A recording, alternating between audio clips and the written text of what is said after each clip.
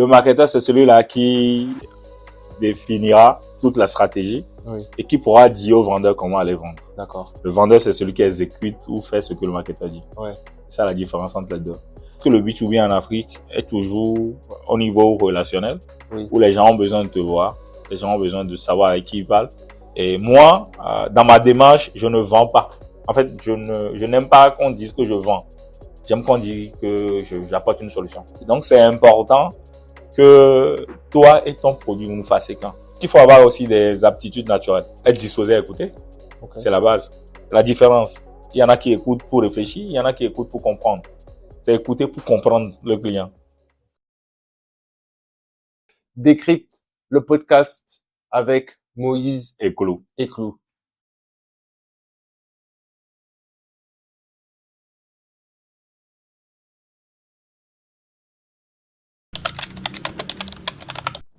C'est parti.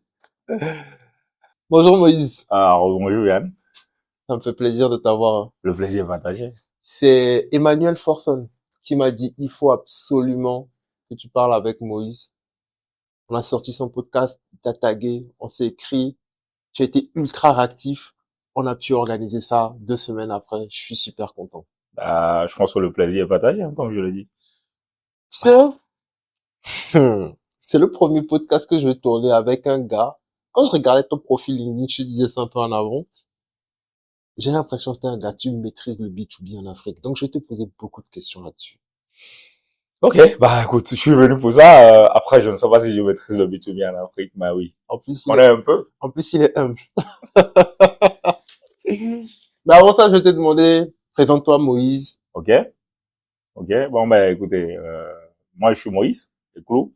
Je suis le responsable B2B de Canal Plus Togo. Donc, je m'occupe du département B2B qui adresse les entreprises essentiellement. Et donc, dans les entreprises, tu peux avoir des cibles comme les hôtels, les auberges, si tu veux. Mais de l'autre côté, les entreprises, en vrai, un peu comme je cite, Togocom. On peut adresser le personnel de Togocom à travers Togocom même. Donc, il y a des produits qui sont destinés aux personnels des entreprises à travers les entreprises. Et puis, il y a aussi d'autres cibles, comme je viens de le dire, qui sont les hôtels et les cliniques. Ok. Ouais. Donc, auparavant, dans une autre vie, j'étais banquier. D'accord. Ok. J'étais banquier pendant 4 ans au Bénin. J'ai fait NCA Banque, enfin, dès mon banquier devenu NCA. J'étais en charge de l'équipe des commerciaux, on les appelait DSA. D'accord. Donc, j'étais en charge de l'équipe des commerciaux de toute la banque, sur toute l'étendue du Bénin. Et un peu avant de partir, j'étais aussi en charge des gestionnaires des comptes de la banque. Wow. Tu te décris comme un marketeur ou comme un vendeur? Comme un marketeur. Ok. C'est quoi la différence pour toi? Alors, le marketeur, c'est celui-là qui définira toute la stratégie et qui pourra dire au vendeur comment aller vendre. D'accord. Le vendeur, c'est celui qui exécute ou fait ce que le marketeur dit. Ouais. C'est ça la différence entre les deux. Après, je sais que la différence, elle est assez minime, ce qui fait que certains comme moi, j'aime aller sur le terrain. Même si je suis marketeur, j'aime être beaucoup sur le terrain. Parce qu'une fois encore, c'est le terrain qui guide, quoi. C'est le terrain qui définit même les stratégies. La stratégie peut être n'importe comment belle et beau. Enfin, elle finira par échouer si tu ne descends pas sur le terrain pour déjà vivre ça avec tes commerciaux, toi-même, expérimenter, après tirer les leçons et à la limite revoir ta stratégie s'il le faut. C'est Emmanuel Forson aussi, il me parlait à chaque fois du terrain. Pourquoi c'est si important le terrain en fait? Tu viens de le dire, mais est-ce que c'est indispensable? Et c'est l'une des questions que je me posais, c'est tu vois, pendant 3 ans, moi j'ai eu à prospecter principalement sur le marché français. Okay. Et je me suis rendu compte qu'en fait avec LinkedIn, par email, etc., tu obtenais des rendez-vous. En plus c'était pendant la période du Covid, donc tu pouvais gérer des deals finalement sans jamais voir le prospect. Dans le B2B en Afrique, c'est quelque chose qui est possible? Non. Alors, si on part du principe ou du postulat où le B2B en général, aujourd'hui, le niveau, je peux dire, en Occident, c'est que tu n'as pas besoin d'aller rencontrer directement les clients avant de conclure une vente. On peut le dire ainsi. Tu as des gens qui te fournissent les leads, un peu comme toi, et qui sont déjà qualifiés. Et toi, tout ce que tu fais, c'est vraiment travailler sur ces leads-là pour avoir des rendez-vous, peut-être en ligne même, et conclure des ventes. Mais aujourd'hui, dans nos pays, surtout au Togo par exemple, tu n'as pas cette possibilité-là d'avoir vraiment des leads qualifiés. Tu peux avoir des bases de données. auprès des institutions publiques, un peu comme des ministères, Oui. mais qui ne sont pas hyper qualifiés. Donc, ce sera un travail de longue haleine où toi, tu reviendras maintenant avec la base que tu as reçue au niveau des institutions publiques ou encore privées et le terrain. Tu pourras peut-être reconstituer maintenant une vraie base qui sera hyper qualifiée. Et à partir de là, maintenant, tu vas obtenir des rendez-vous. Une fois encore que tu pourras pas conclure les rendez-vous au téléphone. C'est encore, nous sommes encore, je veux pas dire primaire sur l'étape primaire, mais je pense que le B2B en Afrique est toujours au niveau relationnel, où les gens ont besoin de te voir, les gens ont besoin de savoir avec qui ils parlent. Vous savez, la base même du B2B, c'est ça, c'est la relation. C'est la différence avec le B2C. Le B2C, c'est que, voilà, une fois vous vous adressez à la masse, mais le B2B, c'est la relation interpersonnelle que tu peux développer avec le client. Et sur cette base-là, le client a besoin de te rencontrer, te parler, sonner sur ton téléphone directement. Et si vous passez par, je veux dire, la méthode occidentale, c'est assez compliqué. Oui, tu sais que tu viens de me donner la définition la plus simple qu'on m'ait jamais donnée du B2B. Ah bon? Je te promets. C'est-à-dire que la façon dont tu as présenté ça en mode, c'est une relation interpersonnelle à la différence du B2C où tu dois programmer un message qui va pouvoir être diffusé auprès de la masse. Je trouve que c'est une définition qui résume bien l'essence de la chose. C'est vrai, c'est vrai. En tout cas, moi, quand je suis arrivé dans le B2B, c'est comme ça que j'ai vu la chose. Et d'ailleurs, pour pouvoir, peut-être un peu plus long, on va en parler, mais d'ailleurs, pour pouvoir concrétiser, si vous voulez des ventes ou bien réussir des deals, tu as besoin d'avoir ça là dans un coin de ta tête. Et de savoir que tu dois adresser la bonne personne. C'est-à-dire, dans une prospection où, voilà, on t'obtient un rendez-vous, ton équipe t'obtient un rendez-vous, et l'équipe pense avoir adressé le DG. Alors que ce n'est pas vraiment le DG qui décide, il y a un PDG. Donc, tu peux beau aller discuter avec le DG, celui dernier va remonter l'information au PDG. Donc, le vrai problème va se situer où, soit tu as ce contact avec le DG, tu passes par le DG pour adresser directement le PDG. Toi, tu vas vouloir rencontrer le PDG. Tu lui dis, bah écoute, je veux rencontrer le PDG. Et si ce dernier t'ouvre la voie, tu arrives à conclure la vente. Sinon, il va remonter tes informations qui seront peut-être biaisées. Et ça peut constituer un frein. Et à contrario aussi, là tu as donné l'exemple qui peut arriver vers le haut, mais parfois j'ai observé aussi que tu vas chercher à discuter avec le DG, mais en réalité c'est pas lui le vrai décisionnaire, c'est peut-être le DAF, c'est peut-être le directeur commercial. C'est vrai.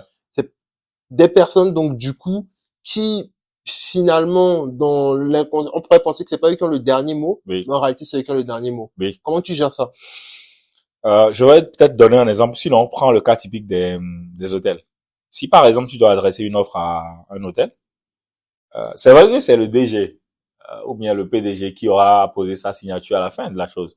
Mais en vrai, c'est le réceptionniste, c'est le gérant qui dira au DG, on a besoin de cette offre-là pour nos clients. Donc en vrai, dans ce cas de situation, si tu dois vraiment marteler le message au niveau d'un interlocuteur, c'est le réceptionniste, c'est le gérant. Bien sûr. Puisqu'il faut qu'ils comprennent que, en fait, le besoin qu'ils ont, toi, tu as la solution pour ce besoin-là. Et c'est eux qui sont au front office. Donc, c'est à eux que les clients s'adressent souvent. Et à partir de ce moment-là, ils vont remonter l'information en disant au DG, bah, écoutez, on avait un problème pendant des années. Voilà quelqu'un qui nous apporte la solution. Et le DG va accepter ce deal parce que ce dernier lui aurait dit, parce que si tu venais dans ce cas-là, voir le DG directement, il va se dire que bon, tu veux lui vendre un produit. Ça peut constituer un frein. Bien sûr. Mais quand tu passes par celui-là qui ressent déjà le besoin, donc tu remets de la lumière sur ce besoin-là, et derrière, lui, il va dire, bah écoute, on a ce problème, quelqu'un venait avec la solution, je pense que c'est tout bon trouvé. D'accord. Et aujourd'hui, typiquement, donc chez Canal+, par exemple, si je comprends, les interlocuteurs que tu vas adresser, ça va être des auberges, des hôtels, des restaurants, des grands comptes.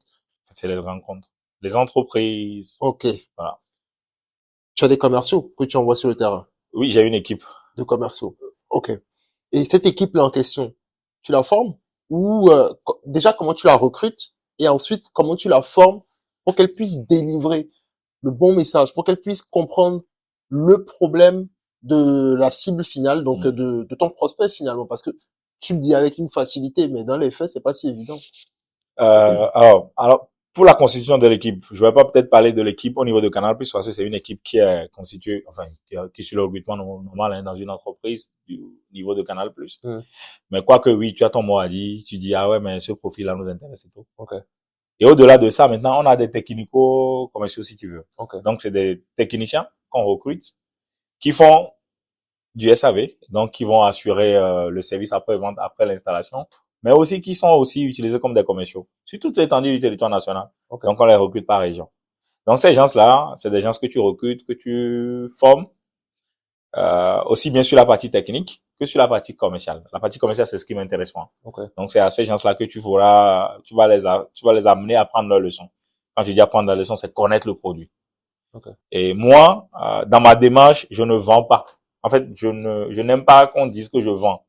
J'aime qu'on dise que j'apporte une solution. Généralement, si le client, ça m'est arrivé, et je pense qu'il y a plusieurs personnes, quand des clients vont tomber sur cette vidéo, je te le diront. J'en ai dit à d'autres que vous n'avez pas besoin de ce produit-là. Ouais. Parce qu'en vrai, vu le contexte, vu la réalité budgétaire, peut-être, ou encore vu la vision du promoteur, je lui dis, mais non, ne faites pas ça. Peut-être dans quelques années, vous aurez besoin de ça, mais pour le moment, non. Donc, c'est la même chose que j'inculque qu'on essaie d'inculquer au niveau des commerciaux. Pour leur dire, mais écoutez, dans la démarche, dans la prospection, n'allez pas dire au client que vous voulez forcément vendre. Non. On commence déjà par détecter le besoin. S'assurer que le client a vraiment besoin de produits. Sinon, ce qui va arriver, tu conclus un deal, 3 mois après. Charles, la personne te désabonne. Exactement. Non, clairement. Et, donc, dans la transmission de cette finesse, de cette capacité à comprendre et à s'intéresser aux besoins du client, ça t'a mené à aller, est-ce que tu dois aller sur le terrain avec eux? Est-ce que c'est des formations que tu fais en amont? Oui, il faut encore le terrain. Okay. Mais oui, on fait des formations périodiques, un peu comme avant le début de cette fin d'année, je vous dis, on a eu à faire une formation, on regroupe tous nos techniciens, on refait encore un refreshing sur les techniques de vente, aussi bien sur nos produits, aussi la démarche canal et tout. Mais au-delà de ça, justement, je t'ai dit que j'étais en région la dernière fois, c'était pour ça. Okay. Donc, je suis allé avec mes techniciens sur le terrain. Okay. Eux, ils avaient déjà des prospects à qui ils ont, je veux dire, prêché la bonne nouvelle. Donc, le canal. Oui. Et derrière, moi, je viens un peu comme le pasteur qui vient confirmer tout ça. Vous dit, bah, écoutez, oui, la bonne nouvelle, c'est exactement comme on vous l'a dit, mais avec un peu plus d'agrément et tout. Okay. Et ils sont là, ils suivent comment ça se passe, comment on guide l'entretien et tout ça. Okay. Et derrière, ils voient comment ça se passe. C'est important qu'ils puissent toucher du doigt ce que vous passez le temps à leur dire dans une salle. Okay. Parce que ça ne sert à rien de faire une formation et de dire aux gens, bah, écoutez, allez-y, allez vous débrouiller. Non, il faut que tu amènes les techniciens ou les commerciaux sur le terrain. Moi, dans ma démarche, quand j'étais même au niveau de la banque, c'est ce que je faisais. Je descendais sur le terrain avec les commerciaux. Je vendais avec eux. Donc, je leur montrais comment est-ce qu'il faut démarcher les clients. Au niveau de la banque, on était au niveau du B2C, donc du retail banking.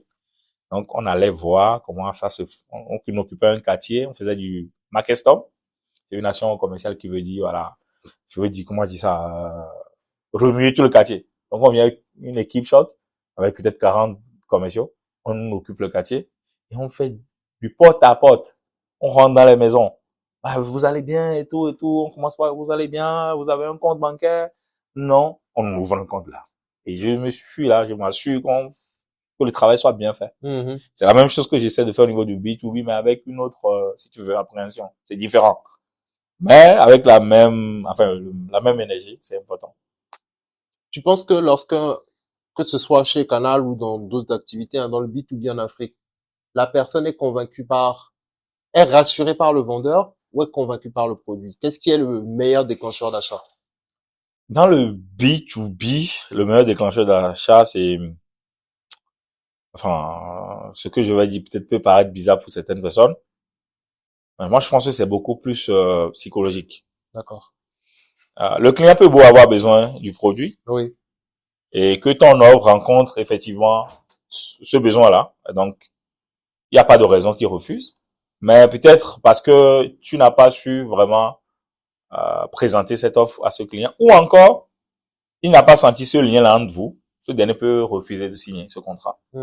Tout en ayant besoin de ce produit. Donc, c'est important que toi et ton produit ne fassent qu'un. Okay. Donc, c'est important aussi que tu puisses t'adapter à tous les clients. On ne peut pas prendre tous les clients de la même façon. C'est pour ça qu'il y a cette définition de son cas-là qui permet de voir, d'apprécier chaque client selon, voilà.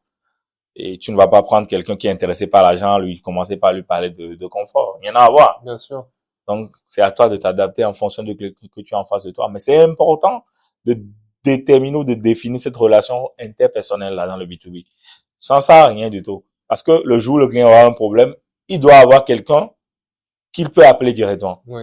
Il doit se sentir en sécurité. Il sait que, si je sonne sur le téléphone de Moïse, mon problème sera réglé. Bon, je vais sonner sur les téléphones de 16 équipes. Si ça ne va pas, je vais sonner sur son téléphone. Il doit pouvoir me dire, non, mais, ok, c'est vrai, il fait 23 heures, laissez-moi essayer quelque chose, sinon, demain, on va, je le rassure. Mais c'est cette relation personnelle-là qui permet, des fois, de déclencher ou de conclure des ventes. C'est vrai que, voilà, sur 80% des cas, c'est ce qui va permettre. Les 20% restants, ça peut être, voilà. Par exemple, aujourd'hui, j'ai discuté avec un monsieur, j'ai pas eu besoin de beaucoup parler. Il avait besoin de produit. Moïse, c'est possible. Demain même, on peut le faire. Ok. Ça me va. Okay. Mais ça veut dire que ce dernier est vraiment dans le besoin. Et il n'a pas vraiment cherché à connaître le Moïse. On lui a dit que certaines personnes sont passées plutôt. Ils ont parlé de tels produits. Et oui, les gars ont remonté, mais ils étaient déjà dans ce besoin. Lui n'est pas là. Allô, on m'a donné ton numéro, c'est toi, si, ok. C'est possible que tu viennes demain, je rentre. Est-ce qu'on peut conclure ça demain, vous pouvez faire l'installation? Ça peut arriver dans les 20% des cas, mais dans les 80% des cas, c'est des clients qui vont toujours vouloir avoir cette relation interpersonnelle. C'est des dames, des directrices qui veulent de temps en temps appeler pour parler. Des fois même, les gens veulent juste parler avec toi. Allô, oui, Moïse, ça va, ils veulent raconter leur vie, leur journée. Tu écoutes. Mais dans le B2C, tu ne peux pas l'avoir. Bien sûr. Donc là, tu prends ton temps, tu écoutes. Et à la limite, tu peux conseiller si tu veux. Enfin, si tu as le temps, te donne le temps, tu conseilles. Et voilà. Donc le personnel, enfin, le relationnel, hyper important dans le B2B. Donc le vendeur joue un rôle clé. Clé. Ok. Est-ce que ce sont des vendeurs? C'est des négociateurs, moi. Les négociateurs. Les apporteurs de solutions. En plus, c'est vrai. Ouais. C'est de la négociation, le B2B. C'est pas de la vente. C'est le B2C qui est de la vente. Le B2C, c'est de la négociation. Parce que c'est quelqu'un qui va souscrire à une offre chez toi, qui peut-être sur l'année va lui coûter des millions. Alors que généralement dans le B2C, je dis n'importe quoi. Mais c'est des gens qui vont acheter des trucs qui vont coûter 2500, 3000. Bien sûr. One shot. Tu vois? Donc c'est de la négociation. C'est un budget que la personne est en train d'allouer à ton activité. C'est vraiment de la négociation. Qu'est-ce qu'il donne? Qu'est-ce qu'il gagne? Qu'est-ce que toi tu perds? Et le juste milieu. Enfin, voilà. Waouh. C'est un métier qu'il faut apprendre. Ouais. Enfin, Est-ce que tu penses que un bon vendeur dans le B2C peut naturellement devenir un bon apporteur de solutions dans le B2B? Dans le B2C? Alors, je ne pense pas que j'étais un hyper bon vendeur dans le B2C. J'étais marketeur même d'ailleurs. D'accord. Je descendais sur le terrain parce que j'avais une équipe commerciale que je pilotais. Ok. Et donc, oui et non, je ne sais pas. Mais je pense qu'il faut avoir aussi des aptitudes naturelles. Ok, lesquelles? Être disposé à écouter. Okay. C'est la base. C'est la base. Depuis que je suis arrivé ici, même parce que là, on mène l'entretien, mais je t'écoute. Ouais. Et en t'écoutant, je n'écoute pas pour réfléchir, mais j'écoute vraiment pour comprendre la différence. Il y en a qui écoutent pour réfléchir, il y en a qui écoutent pour comprendre. C'est écouter pour comprendre le client. Tu peux être en train de m'écouter et vouloir réfléchir à ce que je suis en train de dire. Oui. On va pas du tout me comprendre. Oui. Donc, il faut avoir cette prédisposition-là. Écoute naturelle, écoute active, ce que les gens appellent l'écoute active. Et au-delà de ça, maintenant, les compétences d'un bon commercial. C'est tout. Bien sûr, bien sûr. Est-ce que vous utilisez un CRM aujourd'hui? Oui. Ok. Tu penses que c'est essentiel? Oui. Pourquoi? Alors, peu importe la relation commerciale, peu importe le secteur d'activité, moi je pense que le CRM est hyper important.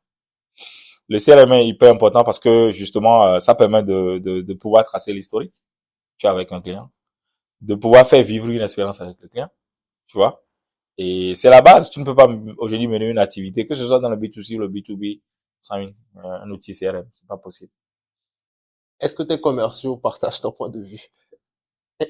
Pour être honnête avec toi, le commercial a du mal à assimiler ou à accepter tout ce qui est CRM. Oui. Même moi. Tu sais, nous voulons être nous voulons couper, enfin, sauter les étapes. C'est ça, c'est le commercial. Il veut aller chaud. On va être dans le feu de l'action. Il veut être dans le feu de l'action. Oui. Mais je pense que le CRM est important. De toutes les façons, tu ne peux pas m'apporter aujourd'hui une vente sans qu'on ne fasse passer par le CRM. C'est pas possible. Ok, vous avez rendu ça obligatoire. C'est comme ça. Ok.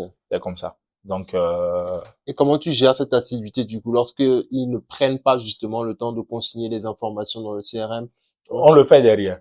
Nous, on a notre équipe qui le fait. Ok. De toute façon, on prend le relais à partir d'un certain niveau. Et nous, on contacte les clients ou les prospects chauds. Et puis, on prend la mèche dessus. C'est excellent. Ouais. C'est excellent. Et la question qui est sous-jacente, c'est comment vous gérez aujourd'hui?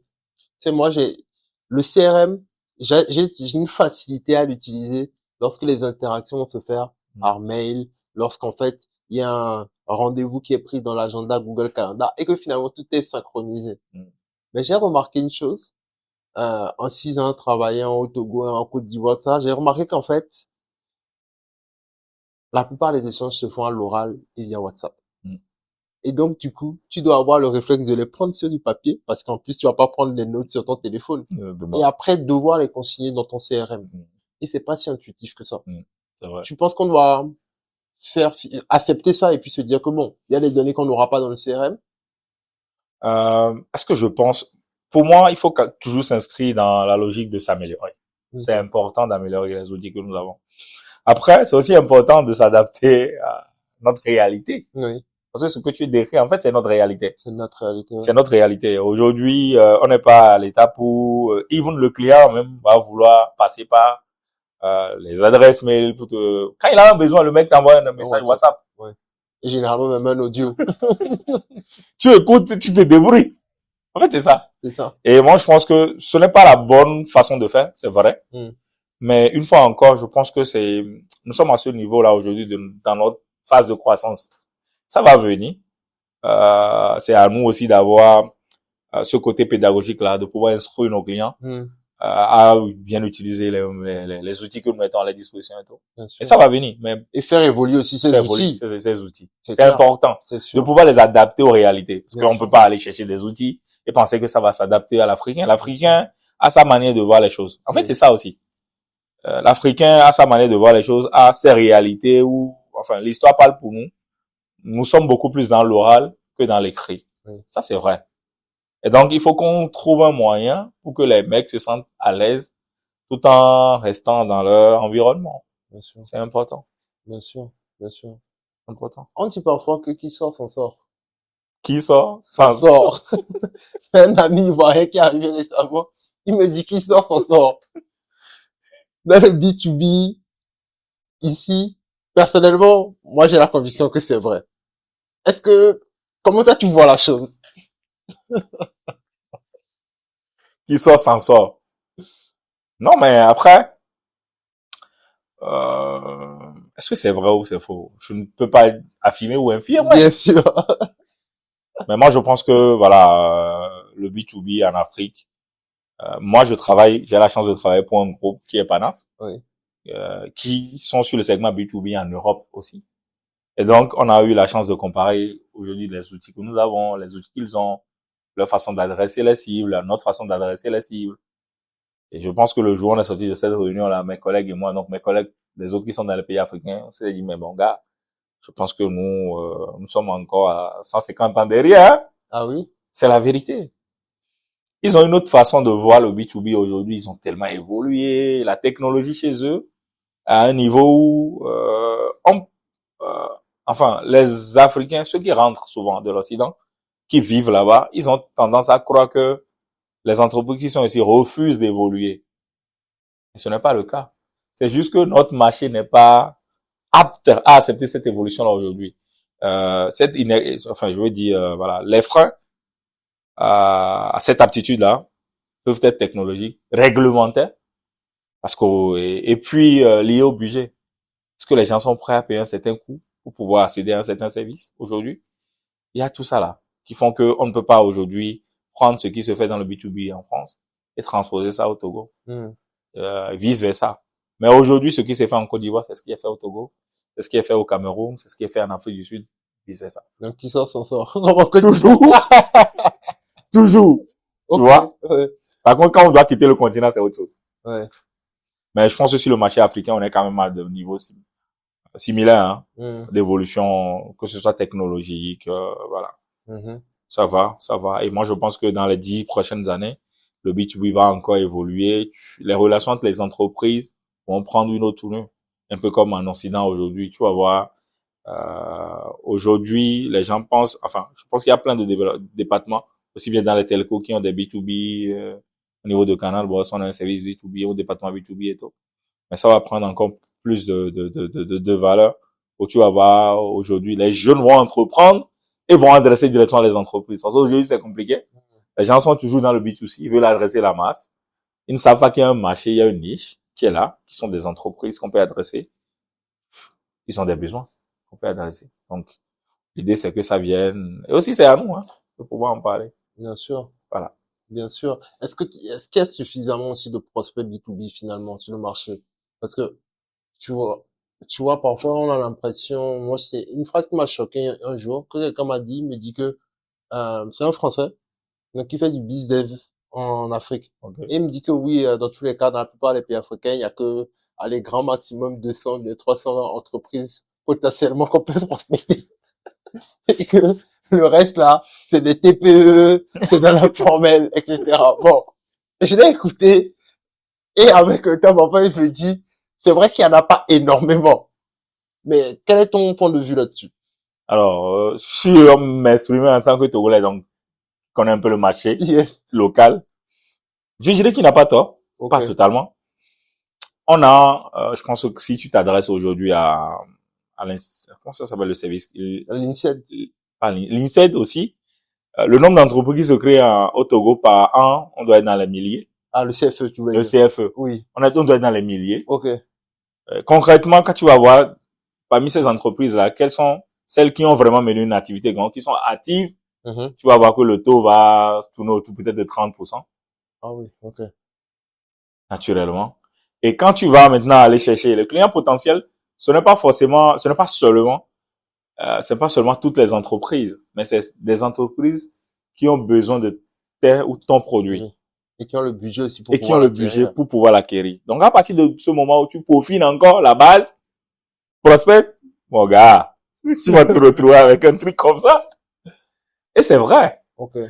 Après, est-ce que c'est pas une fin en soi. Pour moi, j'estime que ce qu'il faut faire pour ces entreprises-là qui se retrouvent avec des bases prospects assez minimes, si on veut, ou bien avec un potentiel qui s'amenuise de temps en temps, parce que de toutes les façons, on va piocher dans ce potentiel-là. On va recruter dans ce potentiel-là. Donc, ça va s'amenuiser. Les entreprises ne sont pas les choses qui se créent aussi facilement.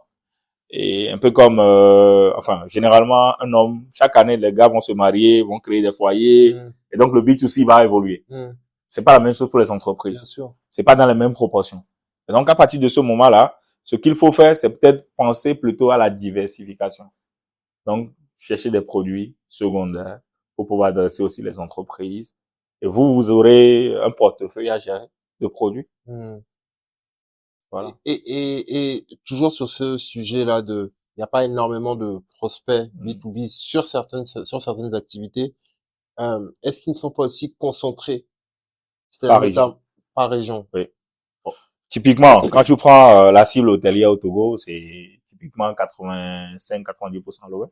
D'accord. Tu vas retrouver 7-8% à Palimé. Ouais. Et puis le reste va se situer entre Kara et voilà. Kara surtout, peut-être quelques hôtels à Dapaon. Sokoré, il y a des hôtels. Mais quand tu vas aller chercher Papua, c'est Lomé qui prend le dessus. Et c'est tout à fait normal, hein.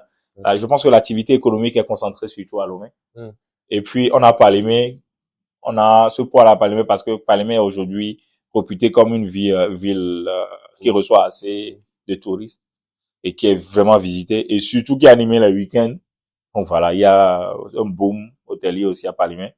Et derrière, à Kara, parce que tu sais, dans les mois de juin, juillet, les Kara est souvent animé, aussi bien par notre fête, les Valas nationales. Et puis, il y a aussi les périodes où les gens vont inhumer leurs bien-aimés qui sont décédés. Donc, il y aura encore une certaine concentration à Kara. Et voilà, et tu vas avoir quelques répartitions à travers quelques villes, voilà, comme ça. Indirectement, tu as anticipé la question que tu allais te poser de comment tu fais aujourd'hui, toi, pour développer ton portefeuille de prospects. De ce que j'entends, de ce que tu me dis, c'est bon. Déjà, tu vas avoir tes commerciaux qui vont mener toutes tes actions, mais tu es conscient quand même du fait qu'il y a un réservoir qui n'est pas infini, quoi. Enfin, même pour le B2C, je pense que peu importe l'activité, le réservoir ne peut pas être infini. C'est vrai que les familles vont se créer, c'est vrai. C'est pour ça qu'il est important, et c'est les Blancs ont compris ça, tu vas voir. Les entreprises en Occident aujourd'hui n'ont pas des produits uniques, mais ils ont des produits, enfin, ils ont des gammes de produits, si tu veux. Ils gèrent des portefeuilles de produits, un produit d'appel, un produit qui permet de faire du chiffre d'affaires, voilà, and so on and so on. L'idée, c'est de continuer par prendre dans la même famille, dans le même foyer, avec plusieurs produits, au lieu d'aller avec un seul produit, à un moment donné, on se rend compte qu'on ne peut plus prendre là-bas. Et donc, aller, au lieu de prendre peut-être 10 francs, j'irai prendre plutôt 12 francs avec 3 produits, alors que j'aurais pu prendre 10 francs avec un seul produit.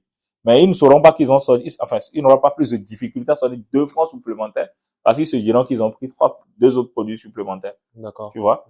Donc, toi, tu vas chercher à avoir plus de produits pour avoir plus de chiffre d'affaires. Bien sûr. Et eux, ils vont avoir un sentiment d'avoir de bénéficier de plusieurs choses. Bien sûr. Donc, ça doit être la stratégie désormais pour les entreprises. Parce que, comme tu l'as dit, comme on se le dit, le potentiel n'est pas infini. Ça s'amenuise. Plus le temps passe, plus vous faites des recrutements, plus ça va s'amenuiser. Donc, autant réfléchir à des stratégies de diversification qui vous permettront d'aller adresser pas forcément les mêmes cibles, mais des cibles similaires, ou encore même forcément les mêmes cibles, mais sur d'autres segments d'activité. Je comprends. Je comprends. Et comment tu vas gérer la dimension temps dans tout ça? Parce que parfois les cycles de vente aussi sont longs. Oui. Dans ton domaine aussi? Oui. Ah oui? Pour conclure, par exemple, une vente en B2B, faut compter en moyenne 1 mois et demi, 2 mois, un deal. Wow. Ça peut mettre 2 ans. Ouais. J'estime que quelqu'un en construction d'un bâtiment, tu le rencontres pendant la phase de construction. Ah ouais, mais je suis intéressé. Vous commencez pas à dealer pour discuter. Vous allez garder cette discussion-là jusqu'à ce qu'il ne finisse. Si son bâtiment doit prendre 2 ans pour finir, va prendre 2 ans. Wow. Pareil, après, c'est vrai qu'il y a des deals comme ce que je te dis là. Ouais, c'est express. En 2 jours, c'est express, c'est bon, quoi. Le mec est chaud, toi-même tu es chaud. Ça va vite. On passe à autre chose. Mais la plupart des deals, ça prend du temps. Ça prend en moyenne 1 mois et demi, 2 mois. Ok. Et au-delà du facteur de construire, le cas où la personne est en train de construire, tu viens de prospecter tôt, finalement. Oui. Si la personne a déjà le besoin, de ton point de vue à toi, et ça peut arriver qu'en fait, tu vas la prospecter, mais tu te rends compte que elle est chaude, hein, tu as l'impression qu'elle veut, mais elle hésite pour quelque chose. Et généralement, ils ne le disent pas, mais c'est le budget.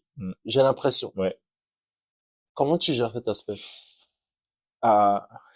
Tu vois, quand je dis que nous ne sommes pas des vendeurs, mais nous sommes des apporteurs de solutions. Et je le pense vraiment, hein. Ce n'est pas juste pour parler.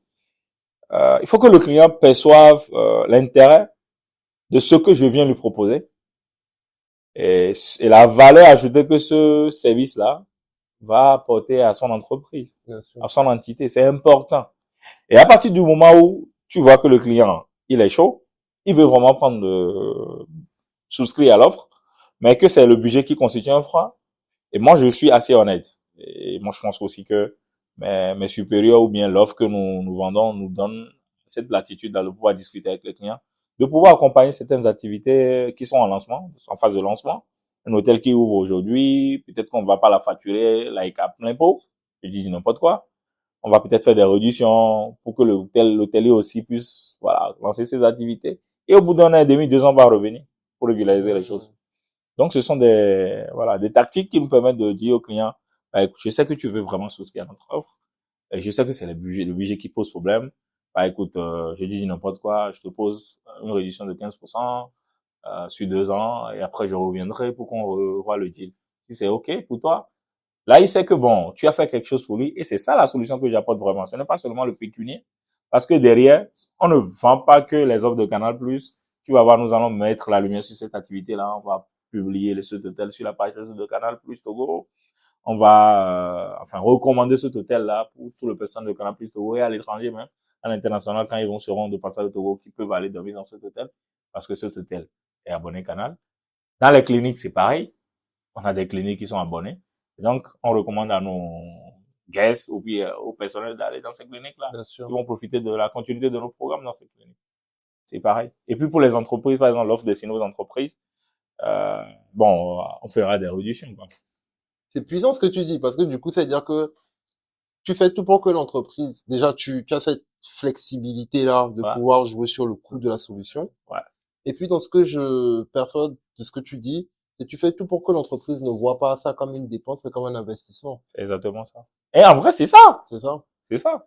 Parce que quand le client va se mettre à descendre ses charges, vous allez voir que à peine Canal+ va compter pour 3% de ses charges en vrai. Bien sûr. C'est de Bien sûr. l'investissement. Et c'est de l'investissement qui peut récupérer, enfin, je veux dire, c'est une charge qui peut supporter au bout de quoi? Même 5 jours d'activité, plein d'activités. Si on fait des calculs. Wow. Il y a un problème que toutes les entreprises ont, mais je suis sûr que vous n'avez pas ce problème. Lequel? C'est le problème de se faire payer à temps. Non, nous l'avons aussi. Comment ça? Mais bien sûr. Quand le gars ne paye pas, vous coupez pas? Alors, dans le B2B, c'est pas pareil. D'accord. Alors, pendant longtemps, on a été dans du post-payment. Ok. C'est pour ça. Ok. Donc, le client consomme avant de payer. Ah, ok, d'accord. Ok. C'est exactement ce qu'on faisait. Même on est passé dans le pré-payment jusqu'à aujourd'hui, on a encore cette lassitude là de pouvoir dire au client, vous avez jusqu'au 25 du mois prochain pour régler à partir du mois. Ok. Voilà. Donc, c'est pour ça on peut avoir des impayés. Ok. Et moi, je pense aussi que quand vous dealez avec des entreprises, sérieuses, en griffe, vous n'avez pas d'autre choix que de laisser, d'avoir des dettes sérieuses parce que ces entreprises finiront par régler. Et il faut avoir forcément des garde-fous, que cette dette-là ne dépasse pas 2 mois, je dis n'importe quoi, ou 1 mois. Mais vous devez quand même permettre aux entreprises de pouvoir consommer. Parce que c'est une relation qui est particulière. Ce n'est pas du B2C. Moi, en fait, dans ma tête, c'est comme ça que je vois la chose. Donc, il faut qu'ils sentent une différence quand même. Bien sûr. Parce que le même DG peut avoir le même produit chez lui à la maison. Là, on peut ne pas parler de Canal. Je dis n'importe quoi, même les telcos et tout. Il peut souscrire à votre offre pour son entreprise et avoir l'offre pour sa personne. Et donc, le traitement qu'il reçoit au niveau de l'offre pour sa personne doit différer du traitement qu'il reçoit pour son entreprise. Il faut qu'il sente quand même une différence. Parce que de l'autre côté, il paye énormément cher, suivant. Et pour le service rendu, et la relation doit être différente. C'est comme ça que moi je vois les choses, la conception même de la chose. Ouais. Donc oui, la dette ne doit pas être, je veux dire, on ne doit pas avoir peur de la dette en B2B. Okay. Mais s'assurer que ça ne dépasse pas 1 mois, quoi. Ok. Et comment tu fais pour relancer tes clients? On a une équipe qui s'occupe de ça. Bien sûr, une équipe que je suis en charge de toutes les équipes, c'est vrai. Mais on a un responsable qui s'occupe exclusivement de ça. Okay. Donc, il a aussi une équipe qui relance les clients pour récupérer les sous. Naturellement, j'interviens quand il faut. Ok. Et toi, quand tu interviens, c'est comment? Quand tu interviens, c'est comment? Quand, par exemple, un client refuse de payer, que c'est un client VIP. Ouais. Vous pouvez pas le couper aussi, c'est vrai. Bien sûr. Donc, c'était relation là où il faut que j'appelle moi-même maintenant le DG. Ouais. Pour lui dire, mais DG, vous avez une dette à notre niveau. Comment est-ce qu'on fait? Mais Moïse, je n'étais pas là. Ouais. Je comprends. Maintenant, moi, je suis OK qu'on s'engage. Vous engagez sur quelle période? Non, mais d'ici la fin de la semaine, jeudi ou vendredi. Vendredi, avant 13h, OK, je note. Je transmets ça maintenant à la finance. Donc, j'ai vendredi après 13h, si on te coupe, ce n'est plus de ressort de Moïse. Bien sûr. Voilà. Parce qu'on s'est engagé et moi, je transmets. D'accord. C'est puissant, Ouais, un peu. Moïse vient de vous donner les secrets pour retrouver vos factures. Je pense qu'ils le savent. Pas forcément, hein. Il y a beaucoup de gens qui savent pas. Je me rends compte qu'ils ne savent pas demander ou fixer avoir un engagement du client quand tu as une date. Non, c'est important. C'est important. Est-ce que c'est seulement lié à la dette? Non, mais même dans nos relations personnelles que nous avons, il faut quand même demander aux personnes de s'engager et s'engager sur des périodicités. Oui. C'est important. Si par exemple quelqu'un me dit mais Moïse, ça c'est même pas une entreprise, mais Moïse, je veux qu'on fasse ci. Ok, tu veux qu'on fasse ci. Quand? C'est la même chose que toi, moi c'est dit. Bien sûr. Quand est-ce qu'on le fait? Bien sûr. Telle date ou telle date. Non, le 12 me convient. Ok, à quelle heure? Exactement.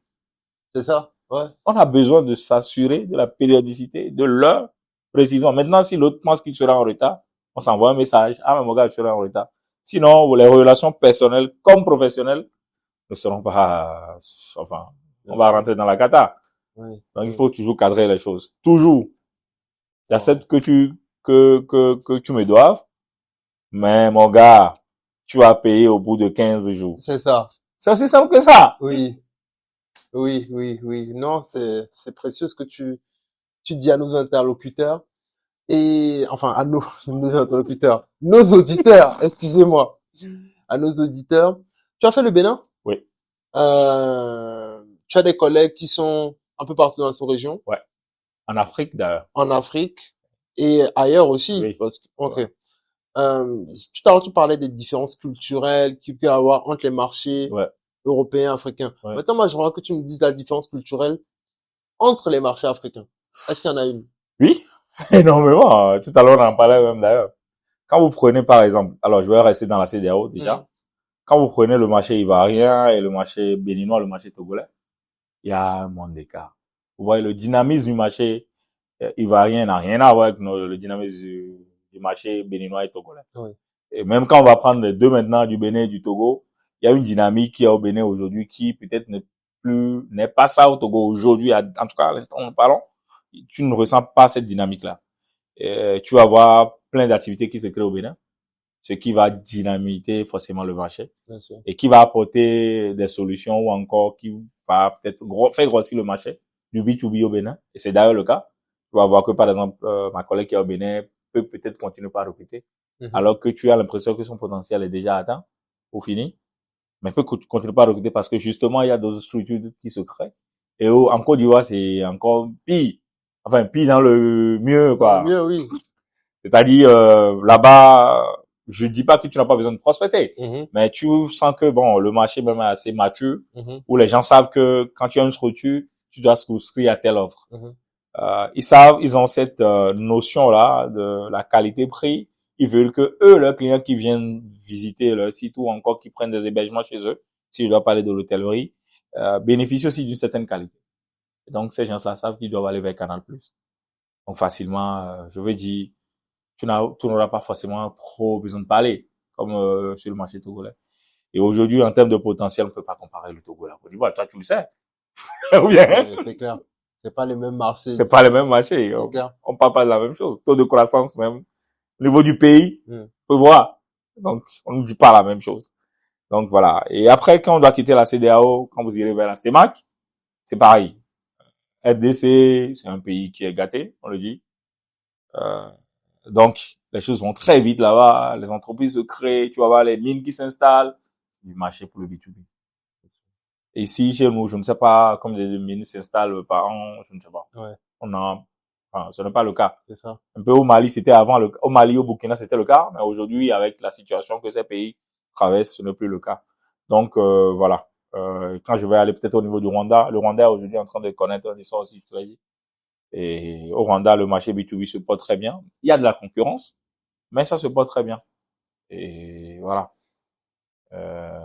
Si on doit comparer les marchés ici, moi je pense qu'on a encore du pain sur la planche.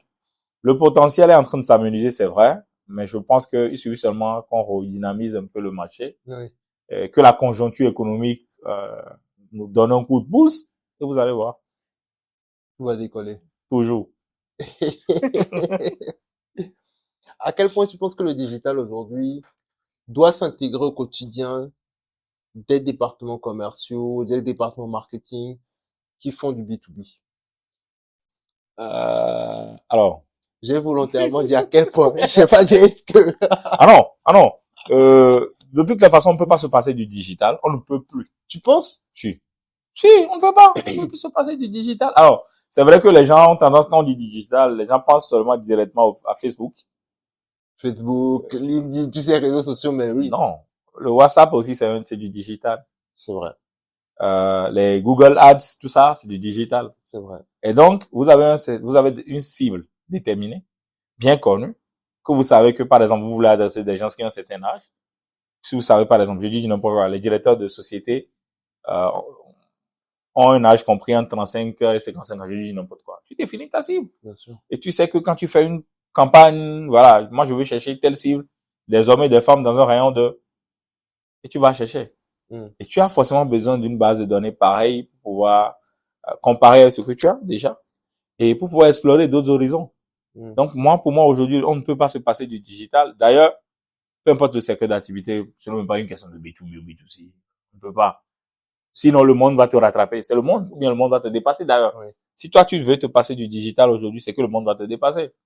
Les gens sont plus sur le téléphone que sur les écrans traditionnels que nous connaissons.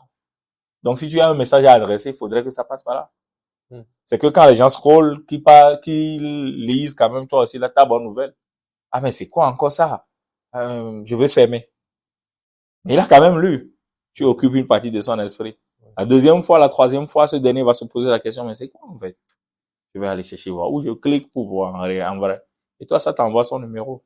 Ça sont des personnes qui sont intéressées, qui peuvent ne pas être forcément des prospects, qui sont des suspects. Voilà, on va laisser des suspects. Et tu peux travailler. Donc, on doit forcément, on peut pas. Le digital, aujourd'hui, pour moi, doit occuper, dans la stratégie marketing, doit occuper 60%, hein, du budget. Oui, si. Wow. Moi, personnellement, toutes les actions de com qu'on fait pour le B2B au Togo, moi, je sais qu'on ne nous adresse pas à la masse. Ça, c'est clair. Le B2B ne s'adresse pas à la masse. Mais par contre, ceux-là qui sont des décideurs sont dans la masse. On a tendance à l'oublier, mais oui. C'est vrai. Oui. Donc, à partir de ce moment-là, il faut trouver les stratégies qu'il faut pour pouvoir s'adresser à ces gens-là dans la masse. Et derrière aussi, donner de l'importance à ceux qui sont déjà avec vous. C'est ceux-là qui seront des prescripteurs. Un client satisfait, c'est 4 ou 5 clients de gagner. En vrai, c'est ça. Bien sûr. Donc, un client qui est le B2B. C'est de la recommandation. Tu es là, mais Moïse, tiens, envoie le numéro d'un de mes cousins qui est en train de construire quelque chose. Ou bien, ah ouais, même un tel DRH qui dit, ah ouais, mais ils nous ont mis en place leur produit GI là. Franchement, c'est pas mal. Donc, il passe ton numéro à un autre DRH qui t'appelle. Mon gars, on veut des avantages quand même, voilà, sociaux pour nos personnels. On nous a dit que vous faites telle chose. Ah ouais, ok. Et ça passe. C'est la recommandation. Mais le digital nous permet d'aujourd'hui de quitter ce monde traditionnel. Plus personne ne regarde la télévision. Donc, de pouvoir s'adresser aux gens. Quand tu prends ton téléphone, tu dois lire au moins 4 fois Canal+ Business. Mon service s'appelle Canal+ Business. Tu dois pouvoir retrouver, quand on fait des campagnes, tu dois pouvoir retrouver Canal+ Business. Oui. Tu dois pouvoir retrouver des spots de Canal+ Business qui font 30, 40 secondes. Ils vont pas prendre ton temps, mais de qualité, qui passent le message. Ah non, telle chose avec un numéro. Le plus important. Ok. Pour pouvoir appeler rapidement. Pour pouvoir rappeler rapidement. Ok. Ou encore qui peuvent te rediriger vers une page donnée. Tranquille. Mais c'est important, on peut plus se passer de ça. Wow. D'accord. Et comment tu vas gérer, parce c'est beaucoup revenu dans notre discussion. Tu l'as pas dit directement, mais je comprends que tu fais beaucoup aussi de B2B2C. C'est-à-dire que tu vas passer par les entreprises pour toucher des particuliers. Oui. Comment ça se passe? Alors, on a un produit. Est-ce que tu as une révélation déjà que tu as eue ou bien? Non, en fait, c'est vrai que je parlais de diversification. C'est vrai que, arrivé à un moment donné, on se disait, voilà, on s'est projeté sur les 4, 5, 10 prochaines années, on se disait, bon, écoutez, on risque de se retrouver un jour avec plus du tout de potentiel pour ce segment-là. Pensons à autre chose. Et Dieu a, sachant bien faire les choses, il y a eu par le passé un produit que Canal+ avait lancé, qui après est devenu obsolète, qu'ils ont totalement abandonné. Et nous, on a repris ce produit-là, on a rebâti, si tu veux, ce produit. On l'a localisé, si tu veux, et on l'a relancé. Donc, ce produit nous permet, par exemple, ça s'appelle Groupement Plus. Ça nous permet d'adresser, comme je l'ai dit, par exemple, à Pandore ici. Nous allons recruter, vendre des offres de Canal+ aux personnes de Pandore, au travers de toi ou de ton DRH. En gros, Pandore souscrit aux abonnements pour son personnel. Okay. Pandore prendra les sous sur son personnel, reversera à Canal+. Donc, c'est un accord tripartite. La garantie, ce qui nous permet, nous, de peut-être aller faire des réductions sur les abonnements individuels du personnel de Pandore, c'est justement parce on traite avec Pandore. Bien sûr. C'est que Pandore finira par nous payer. Exactement. C'est tout. C'est génial, c'est du génie. Non, pas du tout. Pas du tout. Non, même pas. C'est très malin. Non, même pas. Waouh. En plus, c'est un produit qui est aujourd'hui un peu partout en Afrique, qui, je vais pas dire qui tarde à pénétrer le marché togolais, mais qui est assez connu, puisqu'au lancement, on a fait quand même, on a vu les choses en grand, on a organisé un truc en février, un lancement en pompe, en invitant les DRH des structures. On a quelques clients aujourd'hui qui parlent de nous, et les prochaines années, l'idée, c'est vraiment de communiquer sur ce produit-là pour pouvoir vraiment pour Canal+, qu'est-ce que ça apporte? Pour être honnête, tout à fait clair, c'est nous assurons que les gens restent connectés, les gens restent abonnés. Derrière nous, on peut faire des remises sur les abonnements individuels que vous avez. Ce n'est même pas un secret, voilà. Très clair. On dit parfois que la meilleure période pour prospecter dans le B2B, c'est au moment du renouvellement des budgets. C'est vrai. Dans la perspective, enfin, quand tu parles à beaucoup de gens, tu as l'impression que cette période, c'est entre octobre, novembre, décembre, Normalement, c'est en juin. en juin, En juin. en juillet. Fin juin, début juillet, jusqu'à la fin du mois de juin. Ok, tu vois, c'est intéressant ce que tu me dis parce que j'ai l'impression que cette période-là, elle change d'un interlocuteur à l'autre.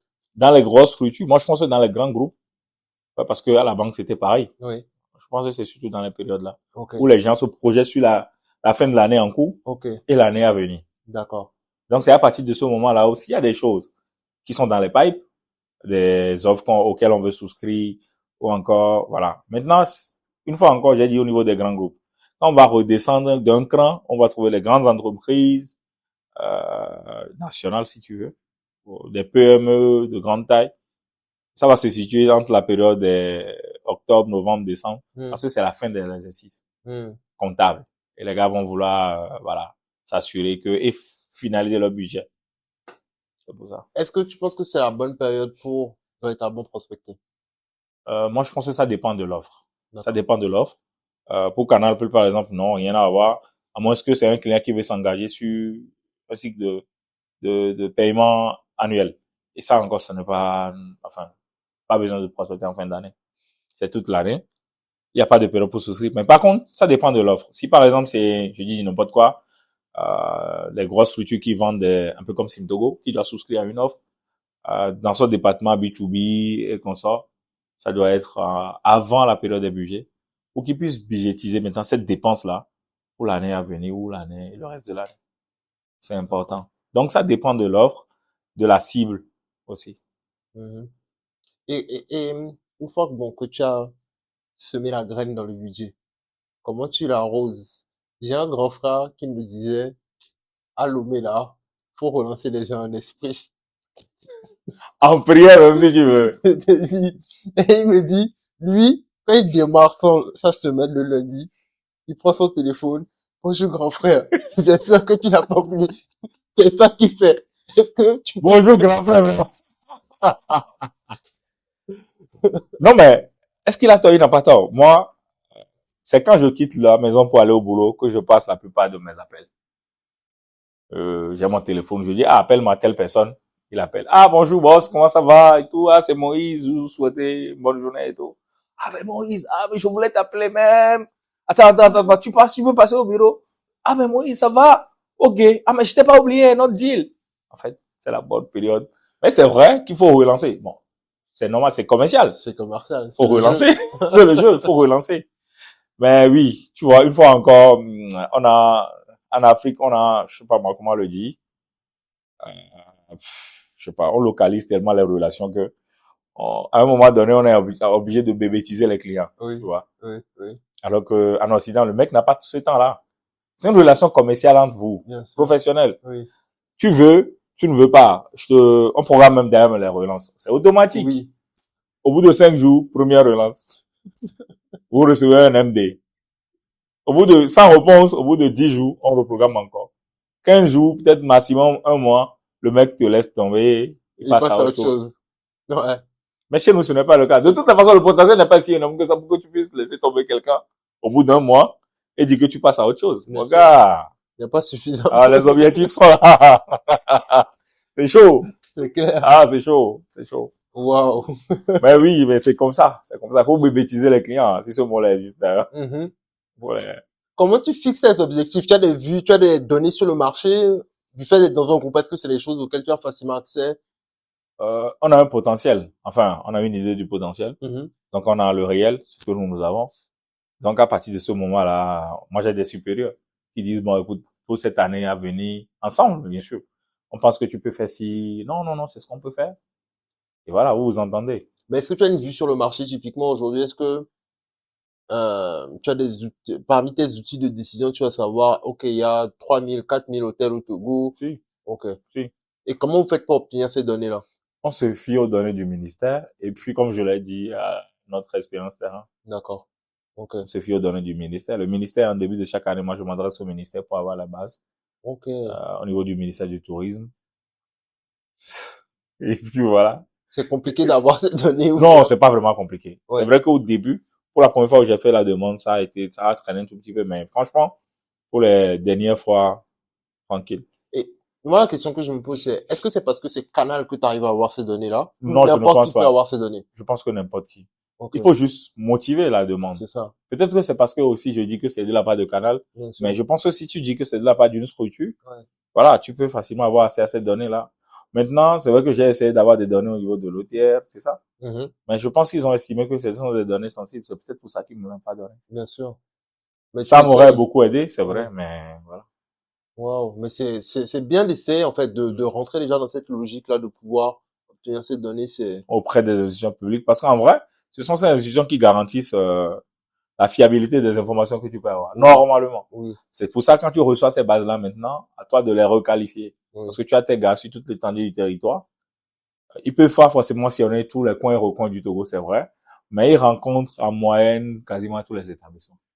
Ils peuvent te dire, ah boss, non, ce que tu dis dans cette zone-là, il n'y a pas 50 hôtels, hein. C'est pas possible. Boss, c'est 15 ans on a vu.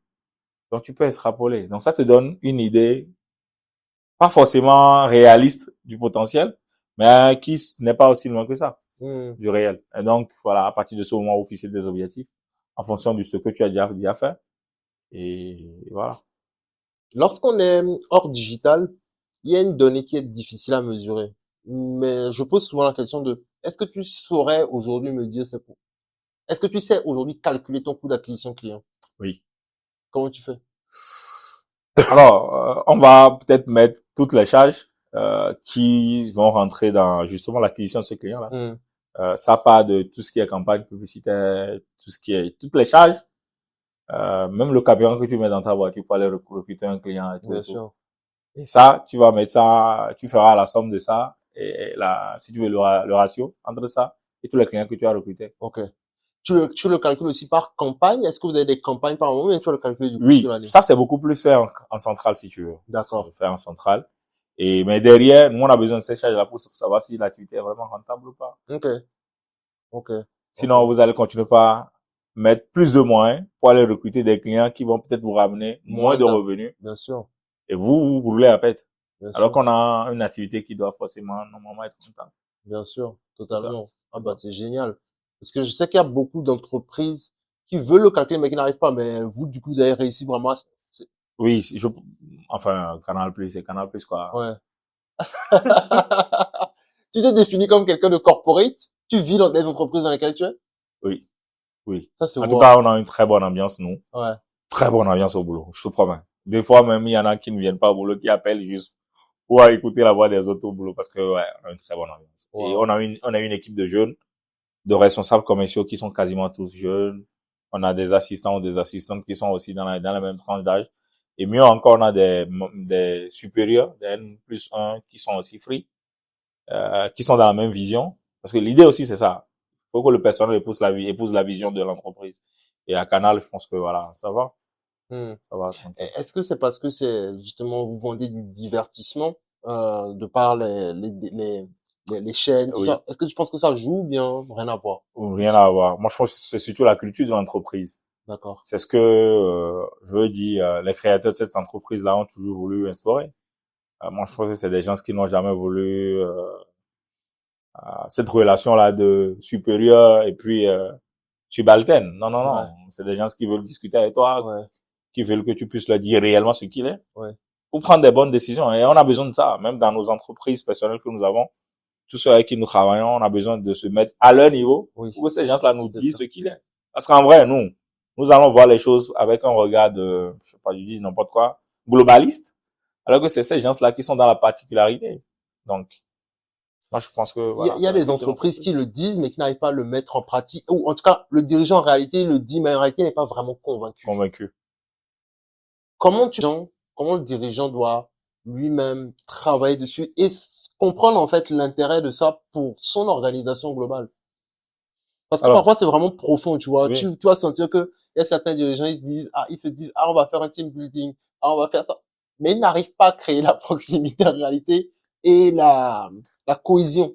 Alors, moi je pense que tout est question de style de management. Oui. Et moi je suis de ceux-là qui pensent que voilà, qui sont plutôt dans un style de management participatif. Je veux que si je suis à la tête d'une équipe ou même si je suis dans une équipe, je veux qu'au sein de l'équipe, que tout le monde, même s'il y a des niveaux, hein, hiérarchiques différents, je veux que tout le monde se sente à l'aise. Oui. Et moi, je pense que, en tant que dirigeant, après, franchement parlant, hein, moi, je pense qu'il n'y a pas de style meilleur l'un que l'autre. Le plus important, c'est l'efficacité de ce que tu fais. Oui. Est-ce que ton style marche? Ok, ça peut marcher aujourd'hui. Est-ce que tu penses que dans 5 ans, dans 10 ans, ce style va marcher? En vrai, c'est ça. Tu peux avoir un style participatif.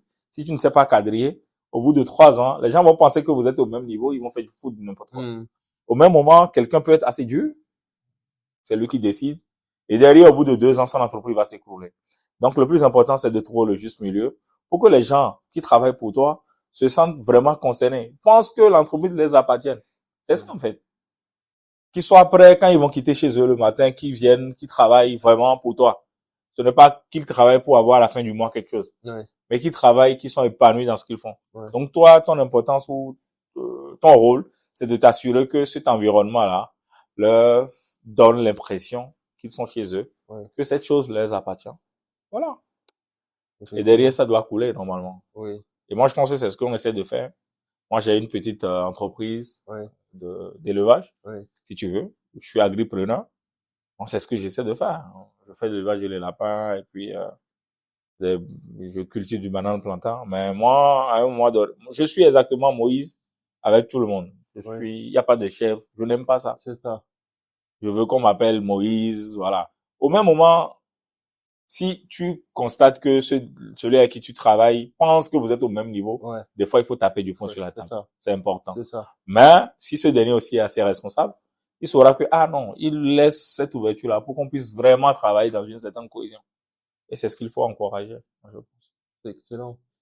Dans la grille business que tu as lancée, tu te positionnes au niveau de la distribution plutôt en B2C ou bien en B2B? En B2B. Ah ouais, je te promets que je n'avais jamais pensé à ça.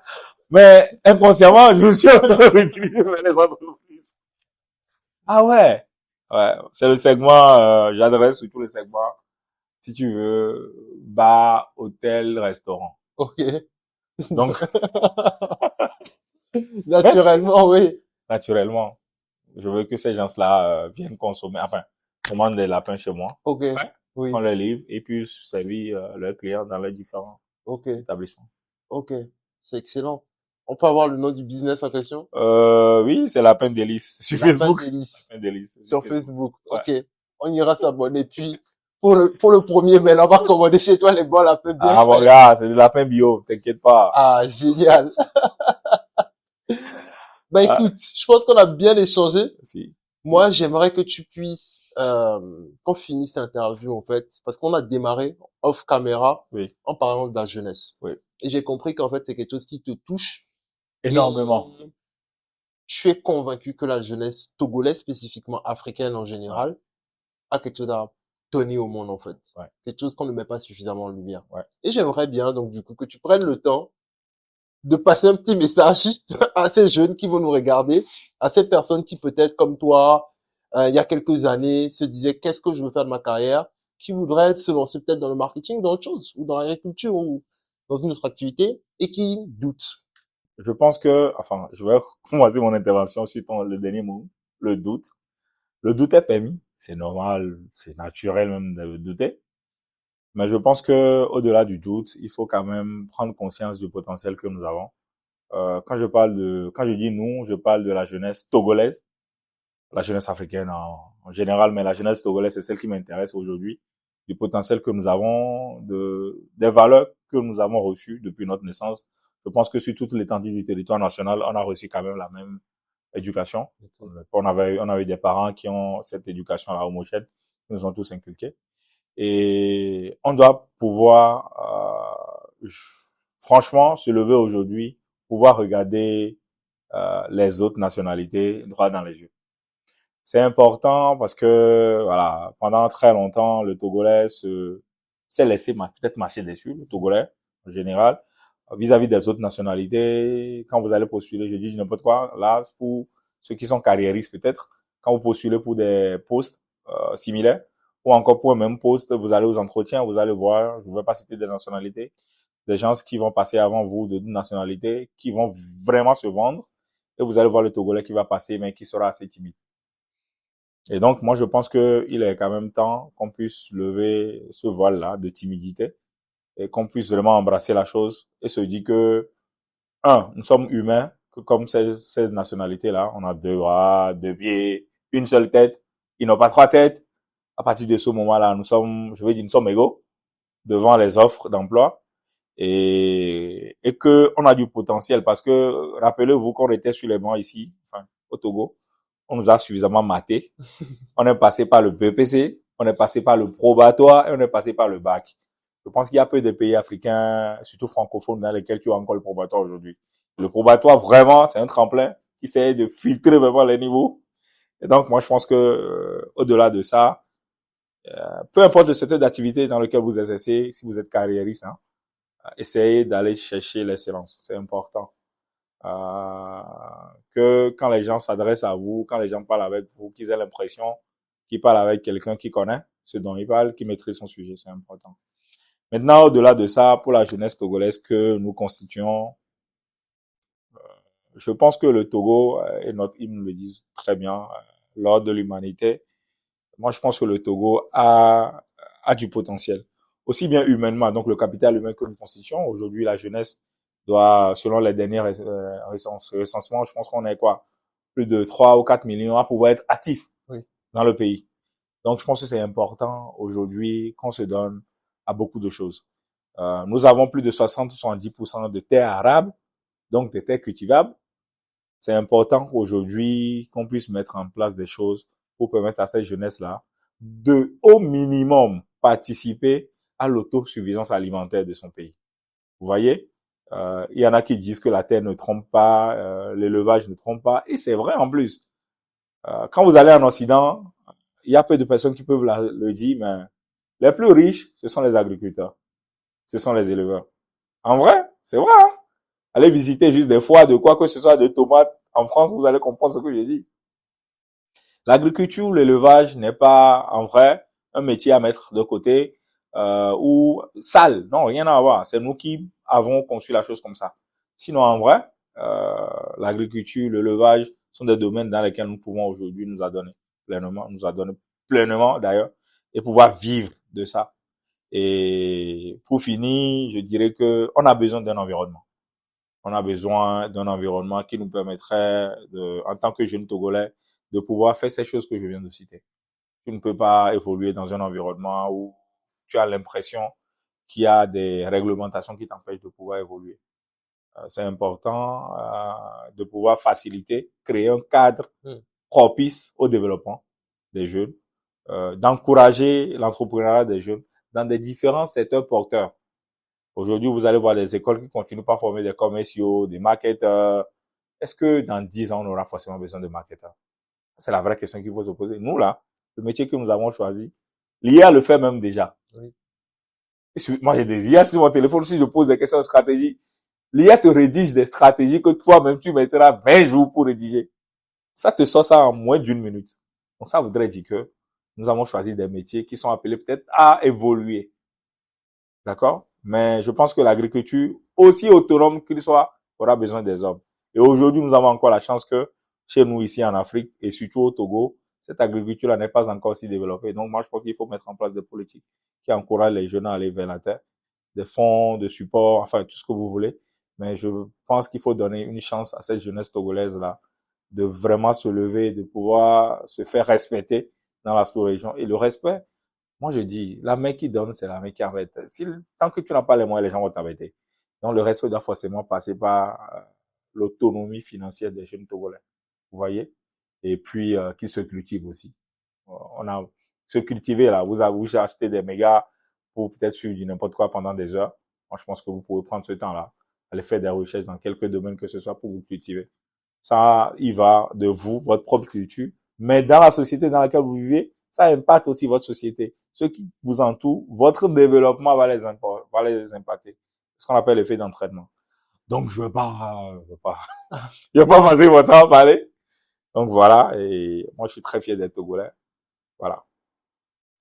C'était Décrypte avec Moïse, on a passé un moment formidable. Je le remercie infiniment. Bah, merci à toi. Surtout pour ce message à la fin. Merci Qui, je pense, va par là beaucoup. Je pense à mon petit cousin de 16 ans, là, qui rêve de devenir influenceur et qui, en fait, je pense, c'est important que les grands frères passent des messages. Je pense que c'est quelque chose que nos grands frères ont eu la chance d'avoir, mais que nous, on a moins, qu'on fait moins avec les plus jeunes et c'était essentiel. Décrypte le podcast. Ne loupez pas cet épisode incroyable. Si vous êtes arrivé jusqu'ici, bravo à vous. Vous êtes des winners.